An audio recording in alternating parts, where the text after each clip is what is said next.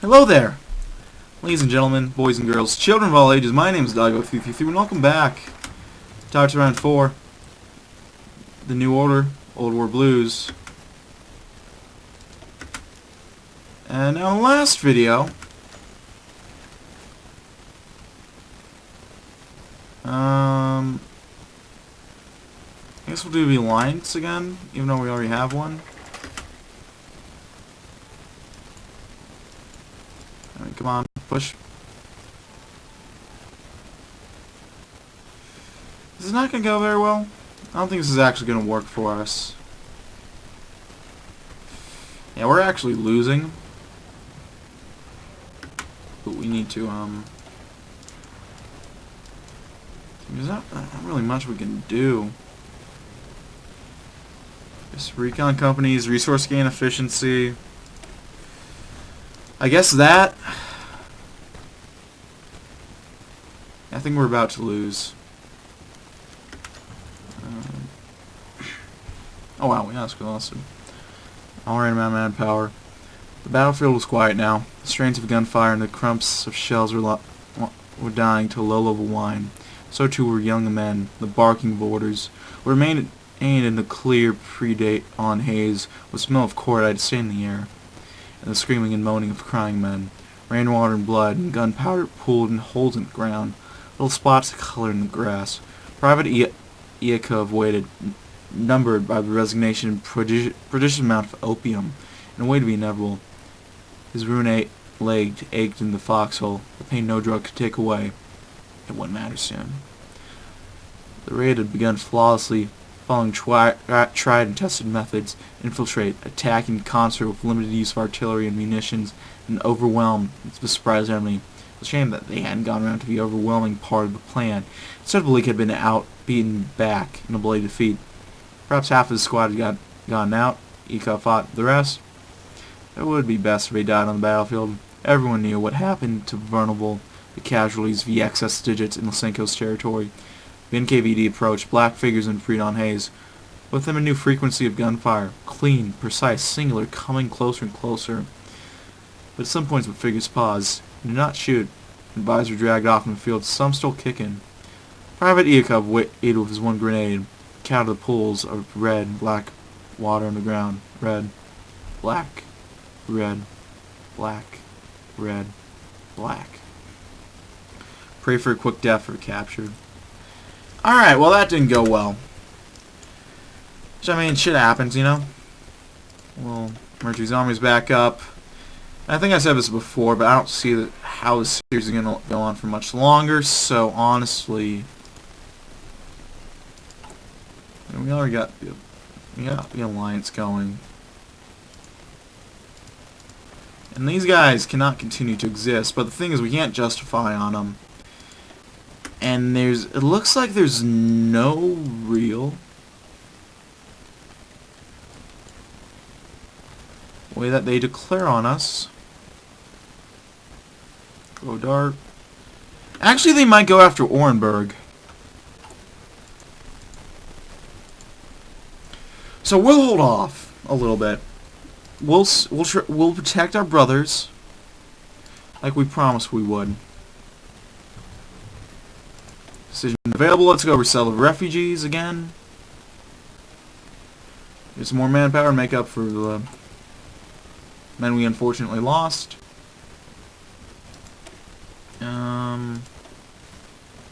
We get field hospitals too. Yes, we can. There we go. Caravan experience. Template. Advanced artillery. We can add artillery to our men. We're actually doing pretty well right now. Infantry speed. I'm impressed. I am. How far we made it.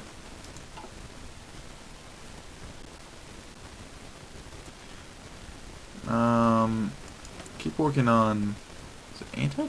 No, artillery.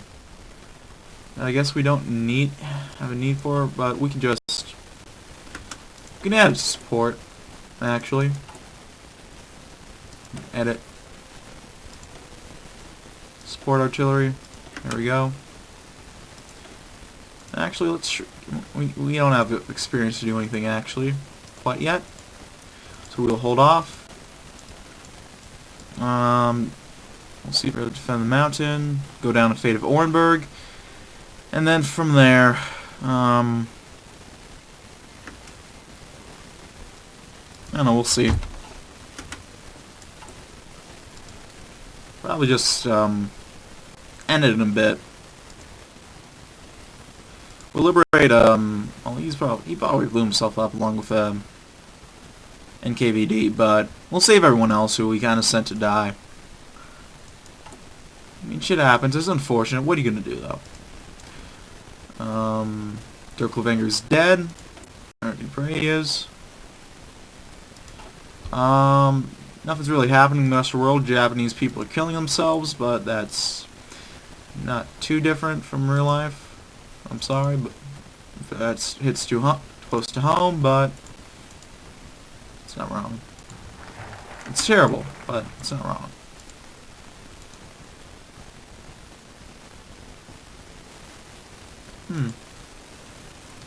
Sujin, a culture born out of the intermingling of Cantonese and Japanese and 3 pearls of the Guangdong. That's interesting.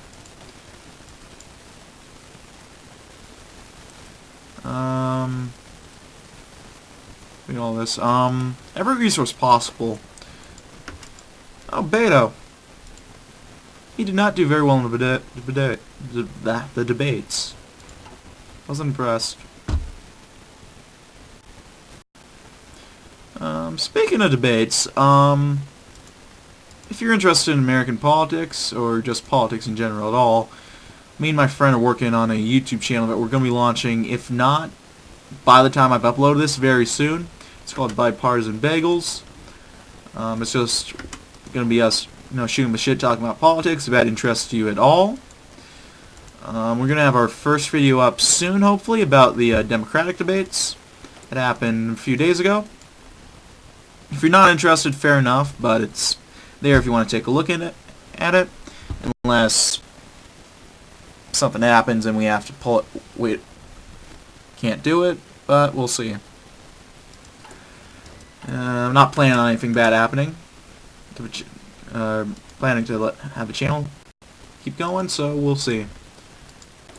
Alright, declare war on someone, do something. And we're finally low on manpower, but at the same... Actually, we have...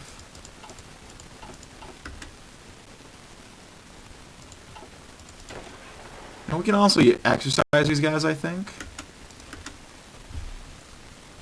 Try to get a little bit more army experience. Yeah. Is there anything we can do to get more? I don't think there is. Oh, we can, raise training standards. Our commanders came forward today. Most of our resources have been used, and the only resource we have left is dozens of refugees in our land that can be put to work. In the face of such great danger, we have to make tough decisions about our national defense. We can't give every program focus. However, there are 3 options to choose from. The first is upgrading our equipment. Many of our troops are currently giving weapons that are decades old, dating back to the Great Patriotic War, a German Kar-98K or Soviet PPSH-41. The soldiers struggle to maintain the crumbling weapons, and they stand no chance against the assault rifles of Lysenko or the motorcycles of Dirklevanger. Incentivizing our native armament industry and outfitting our troops with these weapons will be costly, however. It would sacrifice civilian industrial capacity, but it may be worth it. Second option presented to us is to put the strongest refugees constructing forts along the border with our southern and eastern neighbors. Again, we sacrifice industrial capacity that we desperately need, but national defense is a top priority. And a poor economy is better than an economy ruled by Lysenko or Dirklevanger. Excuse me. The third and final option is to send them to work in local factories. We are short of funds, and we can't afford to divide our industry towards war anymore. Yeah, we're honestly fine. We don't need to worry about it. We can use more, though.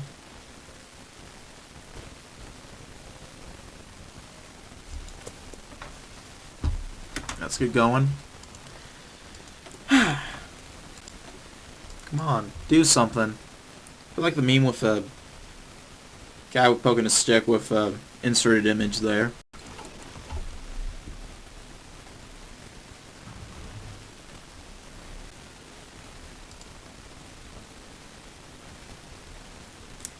Yep. Mm-hmm.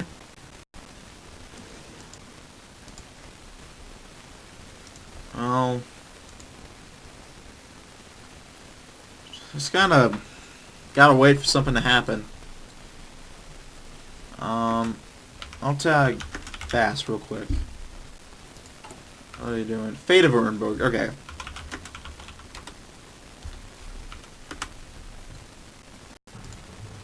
So these guys are gonna hopefully stand up, not do something stupid. Okay, we're guaranteeing both of each other's independence. Very nice. Resettle refugees again.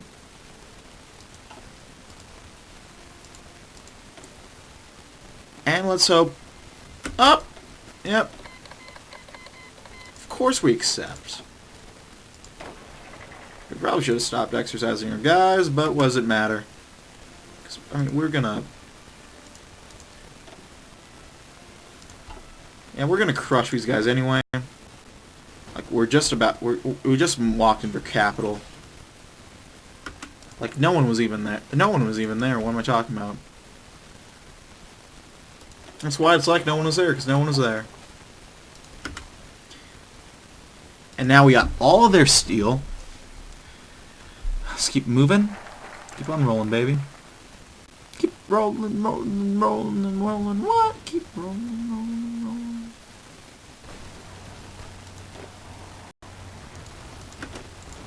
Okay, you guys move there. See if you can encircle the guy. Alright. But keep pushing. Are we just gonna end this here? I think so, actually. Let's get some more war support. Actually, we're doing fine war support wise. There's nothing for stability, so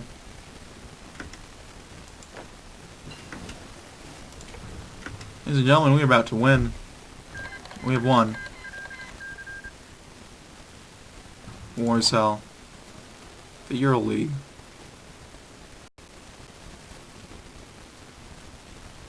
Oh. Alright, go to the next slide. The Urnberg War, as much as the conflict would later become, pause. Okay. The Urnberg War, as the conflict will later come to be called, would become the defining moment of the Ural League.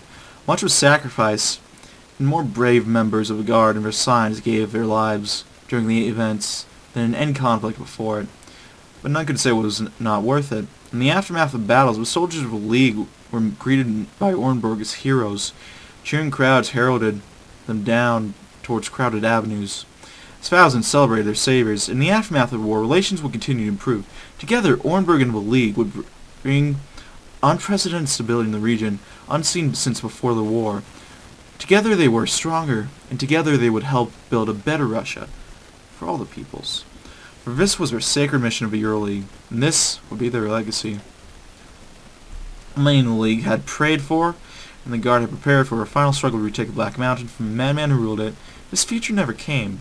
Instead, in the halls of the mountain sat the NKVD under Stefan Bunkov, Lysenko's former henchman, now watching intently over the lands of Bastion or that word.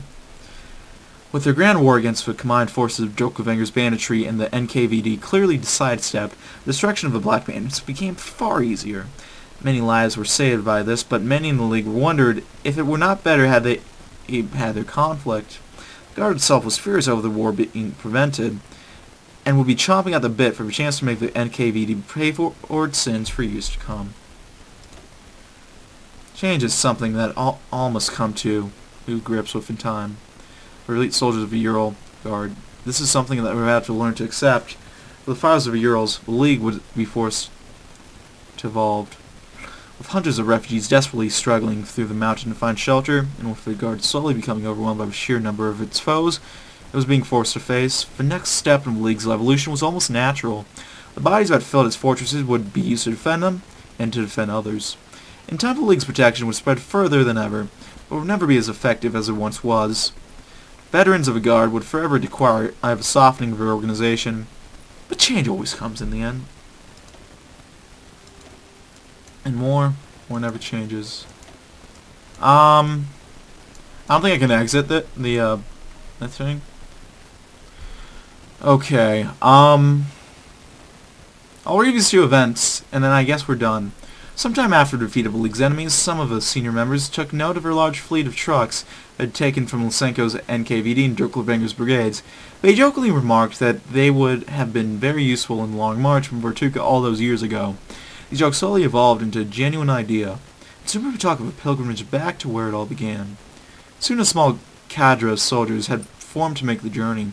The men drove north, retracing the route they had once taken before, albeit much better equipped this time. Despite a few run-ins with brigades, within a fortnight they reached the frigid outskirts of Vortuka Gulag. Gap sat empty, practically untouched since they had left it. They had spent several days there, reflecting on how far they had come, leaving memorials for those who were not alive to make it back. And hunting for anyone they might have left behind. For one soldier, however, the beginning would also be his end. For all the victory, for all the memories, his heart rang empty.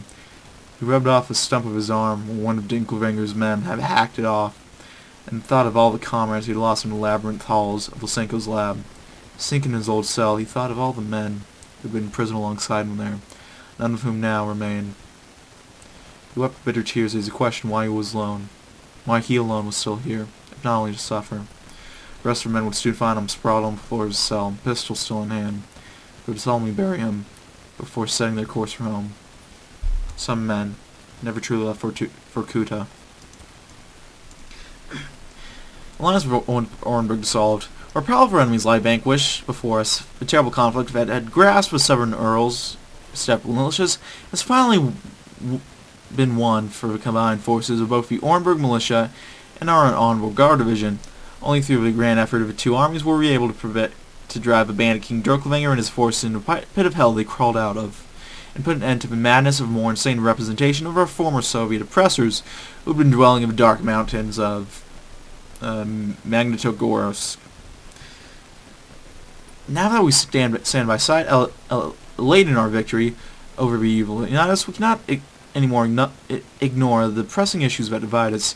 Seemingly within hours of friendly Orenburg forces, who had assisted us in the final push, began to view us with distrust again.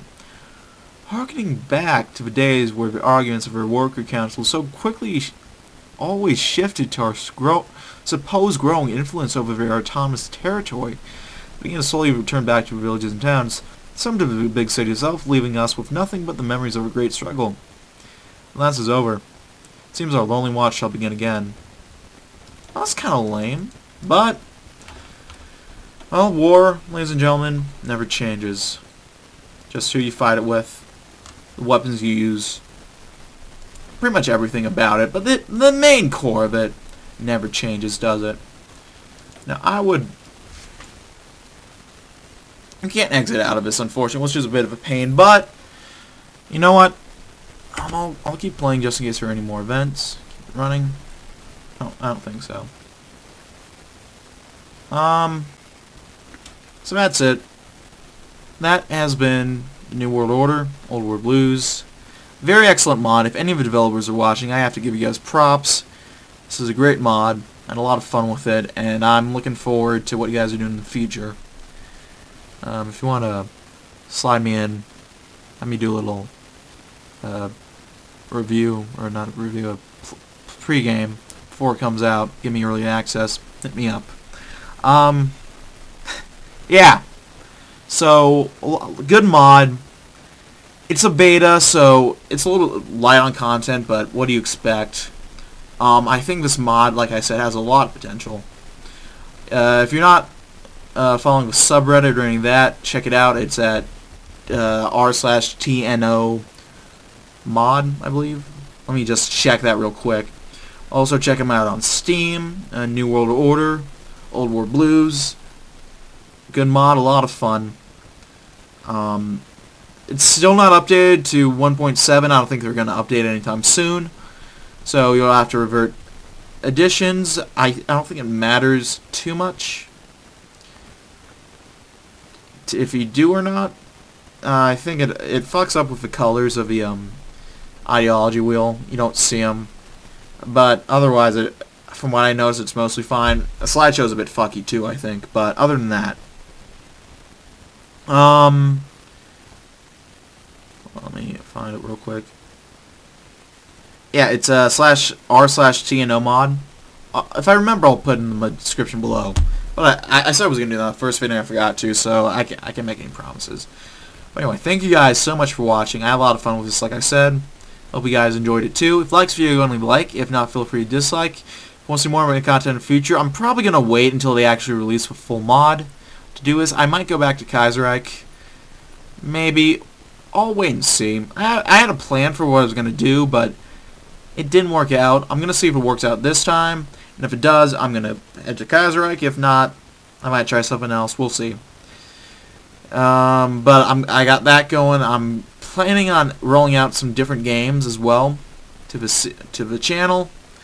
In the future, I'll have to wait and see until I decide which games. But if you're interested in that, go ahead and hit that subscribe button. If you have any comments, feedback, suggestions, anything of the sort, go and leave in the comment section below. I read all the comments I get. I appreciate any and all feedback you guys might have for me. If you want to support me financially, I got a Patreon link below. You can check that out. I don't make any money off this because I don't have the subscribers to monetize my videos yet. So it's right now Patreon is the only way I can make money. So if you think I deserve some, I appreciate if you send some bucks my way. If not, I understand. Don't get me wrong. But it would be nice. And again, I have a Discord link below. You can check that out. You can chat, play games, and just have a fun time generally. Thank you guys again. My name is DB333, and now my watch is ended. Goodbye.